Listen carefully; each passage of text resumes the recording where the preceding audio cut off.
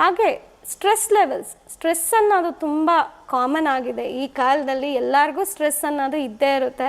ಮಕ್ಕಳಿಗೂ ಸುತ್ತಾನು ಸ್ಟ್ರೆಸ್ ಜಾಸ್ತಿ ಆಗ್ತಾ ಇದೆ. ಇಲ್ಲ ಬರ್ಡನ್ನು, ಓದೋದು ಬರ್ಡನು, ಇಲ್ಲ ಆಡೋದು ಬರ್ಡನು ಅಂತ ತುಂಬ ಜಾಸ್ತಿ ಬರ್ತಾ ಇದೆ.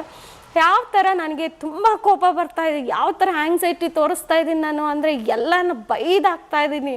ಆ ಥರ ಅವರಿಗೆ ಯಾವ ಥರ ನಾವು ಸ್ಟ್ರೆಸ್ ಕಂಟ್ರೋಲ್ ಮಾಡಬೇಕು ಅಂತ ಅಂದರೆ 4-7-8 ಅಂತ ಅಂತೀವಿ ನಾವು. ಅಂದರೆ ಬ್ರೀತಿಂಗ್ 4 ಸೆಕೆಂಡ್ಸ್ ಬ್ರೀತ್ ಮಾಡಬೇಕು, ಇನ್ಹೇಲ್ ಮಾಡಬೇಕು 4 ಸೆಕೆಂಡ್ಸು. 7 ಅಂದರೆ 5-6-7 ಹೋಲ್ಡ್ ಮಾಡಬೇಕು. 8th ಸೆಕೆಂಡಿಗೆ ನಾವು ರಿಲೀಸ್ ಮಾಡಬೇಕು.